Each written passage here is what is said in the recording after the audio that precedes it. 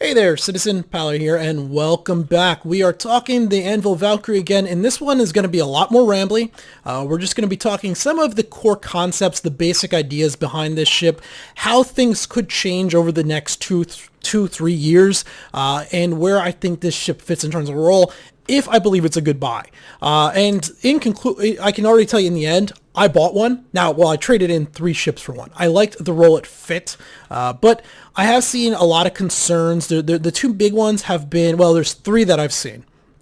One is they want a cargo grid in the back in order to allow this ship in non-combat times in order to use it as, a cargo runner, because it does have a fairly large capacity back end there. Number 2 is the crew quarters are not isolated from the cargo area, so when you open that back door, the crew quarters vents also, in theory, vents. And 3 is visibility in here in the pilot seat, especially when you're coming in to land on a pad or something to deploy your troops. So we're going to go over that, but we're also going to talk about the guns, the ballistics, things along those lines.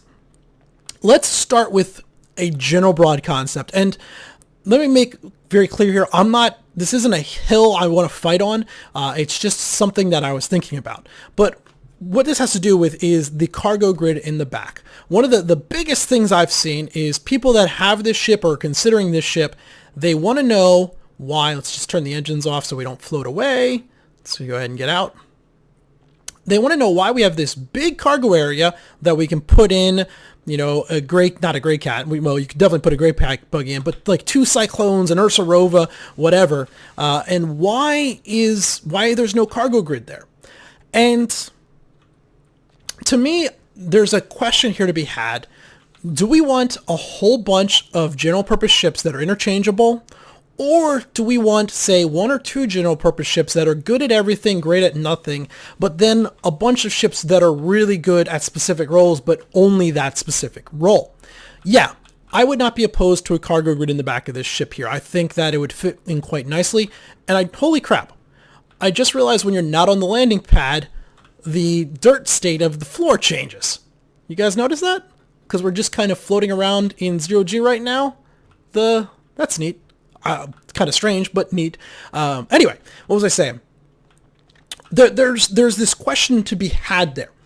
Right now, if you kind of look at general purpose ships, the number one that comes to my mind is the Cutlass, and then the number 2 is the Connie. Well, if we went ahead and gave this ship, please don't kill me. Woohoo! I didn't die. If we went ahead and gave this ship a cargo grid, well, that's going to directly compete with the Connie for a general utility ship. None of the special variants of the Connie, just the general purpose Connie. Because that cargo grid area would be about the same size. Maybe a little bit smaller because the Connie one is fairly tall, but this one is wider. But give or take, it'd be roughly the same size. This ship, though, has a different size footprint. It's considered a small class ship. So this guy, like the Freelancer, would be able to travel through the small jump gates when we start jumping from solar system to solar system. So unlike the Connie, which is a medium size, we need to go through the next class up. So this guy would actually be a direct competitor for smallish cargo runs against the Connie, and arguably would be better at doing it if they gave it a cargo grid. It would be right in line there with the Freelancer. Likewise, right now, one of the things that the Cutlass does that this guy doesn't do is the Cutlass does have that small cargo grid. So if you're out just messing around, you could take that guy, and it's going to be less durable, but it's also going to be more easily manned by 1 crew, but you also have a cargo grid bonus. Putting it in here, you kind of bite into that. Well, now, all right, yeah, maybe it's only 1 man manning the Valkyrie, but you can at least carry cargo. Don't get me wrong. If they give it, and I think I've already said this, if they give it a cargo grid, I wouldn't be like, oh, darn, no, I don't want that. But I think there's an interesting aspect to the fact that by taking the cargo grid out and more directly focusing that this thing is just a dropship, I think it gives both ships more viability. Well, it doesn't give both ships more viability. That's the wrong way to say, because the Valkyrie is definitely less viable. But having the Valkyrie be more focused in doing one thing really well, I think is a possibly good argument to have. Don't die. Woohoo! There's always that risk coming and going. So yeah, that's one of the big things that people have been talking about. Likewise, as long as the ship is staying like this without the cargo grid, the complaints about the crew quarters up here being exposed to atmosphere, doesn't really bother me. Now, sure, if they wanted to put some type of like shielding here, close this off, put maybe a hatch over top of this, like right, they could make this windowed where you're seeing through glass or whatever, and then there's a hatch at the top of the ladder, types like this, I'd be okay with that. But at the same time, as it sits right now, without a cargo grid, this is strictly a combat transport, right? That's the role of this ship, combat transport. Well, going into combat, you're going to have your helmet on. So the fact that this area here is open to atmosphere doesn't really bother me. Again, could go either way, but if they do put a cargo grid in, then they probably should isolate this out, because then you're going to be using this ship similar to a Constellation or a Freelancer. Okay, that kind of works too, either way. The third one is up front here with the visibility. This one, again, I could go either way on. There's an argument to be made that we should have better visibility, similar to that of the Hammerhead. But there's also the argument to be made that by having the ship like it is right now, the pilot is amazingly, come on, give me camera. There we go. How do I zoom out? Minus, page down. One of these zooms out. Anyway, the pilot is amazingly well protected. There is a lot of sheet metal, well, whatever, star metal, space metal, plating between you and the outside atmosphere, especially from down below. There's obviously that one little low window there through your legs. Whoops, right there. That you can kind of see down as you're coming into land. If I could figure out, remember how to fly this thing, turn the engines on. You know, there is that little area that you can see through, but for the most part, you're fairly protected. And for a dropship that's going to be going into combat zones, there's a bonus to that. Depending on how they do the damage modeling, you know, something like the Hammerhead, if the Hammerhead comes in, and if you've been underneath the Hammerhead and say there's a Nova tank on the ground and the Hammerhead's shields are weak or going down or whatever, you in theory could put a shell right into the cockpit of that thing, kill the pilot and co-pilot, and basically make that ship stuck there. It's going to be sitting there until it's destroyed. Yeah, the gun turrets are probably going to do a lot of damage before that happens, but that ship is dead in the water by doing that because of how exposed that bottom cockpit is to this. This cockpit here feels a lot more substantial in terms of protection.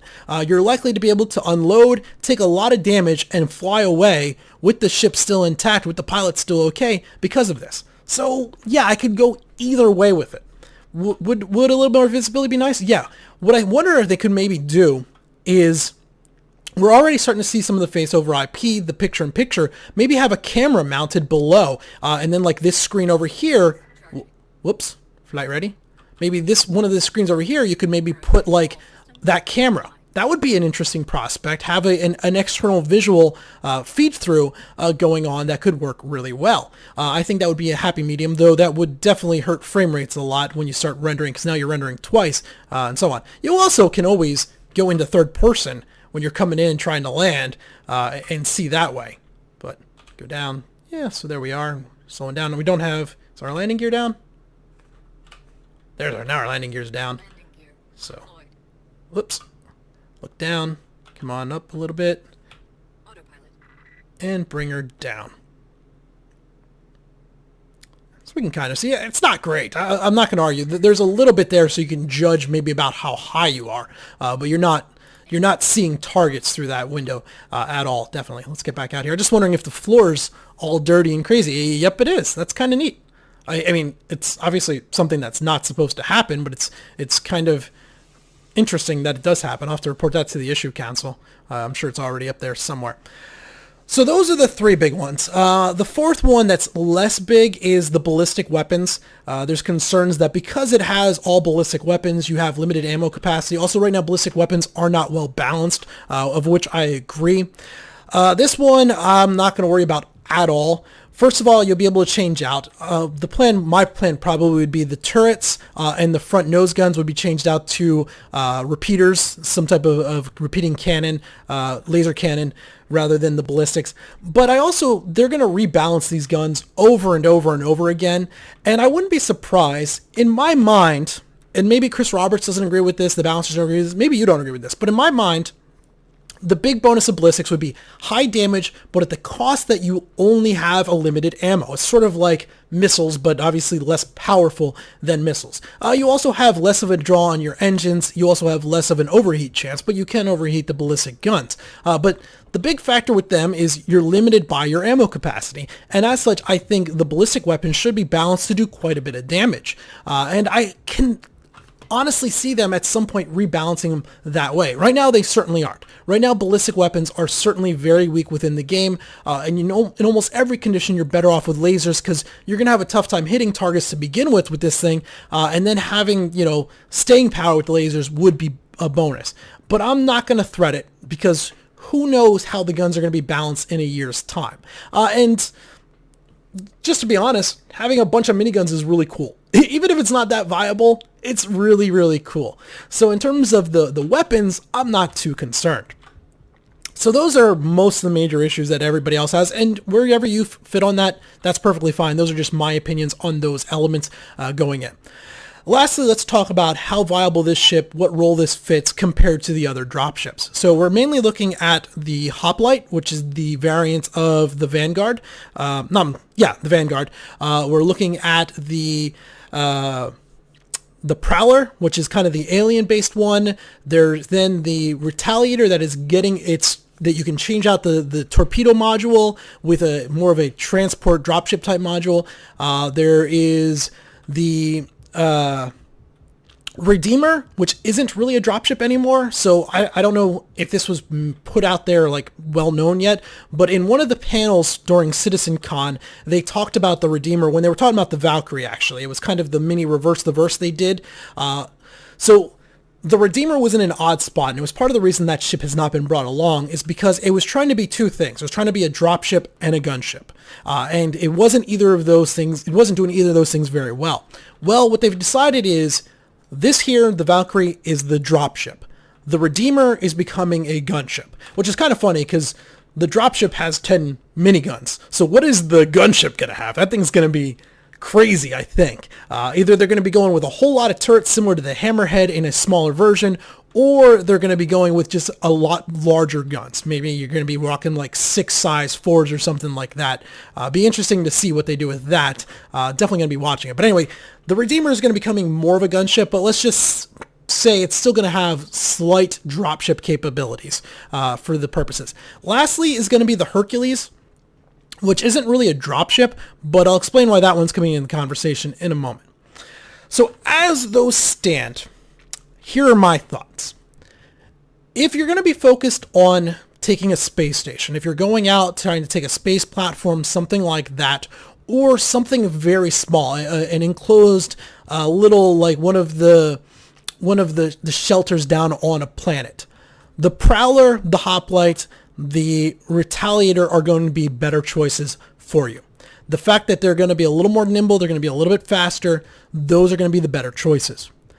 Where the Vanguard or the Valkyrie is going to stand out, the Valkyrie is going to be the guy that you want when you're going into a fortified base on a planet, on a moon, that there's going to be heavy combat. This guy, because of the bulk of it, as an anvil ship, it's going to be more durable. We'll have to wait and see how they finally balance out. But on paper, it's going to be way more durable. You look at the size of the sides of this thing, everything about it just screams durable. It looks kind of like the Terrapin to some extent with that. With maybe a little bit of the exception of the VTOLs. But even those guys, like compared to the old Cutlass and its VTOL engines, these things are extremely bulky and seem like they should be able to take a beating. Beyond that, though, it also has 2 medium-sized shield generators, so you're going to have a significant amount of shields in order to take that. But the other big factor is right here, this cargo bay. The fact that you could go ahead and bring in an Ursa rover for transport and also gun support, 2 Cyclones, or the more important one, I think, is upwards of 10 of the Dragonflies. What this means is if an enemy base is highly fortified, rather than come down right on top of it, you can drop 3, 5, 10 kilometers out.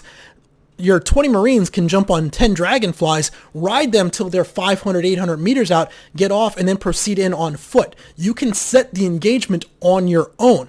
Yeah, you technically could do that with a Hoplite, with a Prowler, any of those, you could drop them off 10, 8 kilometers out, but you don't have the speeder bikes. You have to bring something else, a cutlass or something, to bring in the speeder bikes. This is the only ship right now that could do that, bring in that many troops, plus the equipment to transport them all at the same time.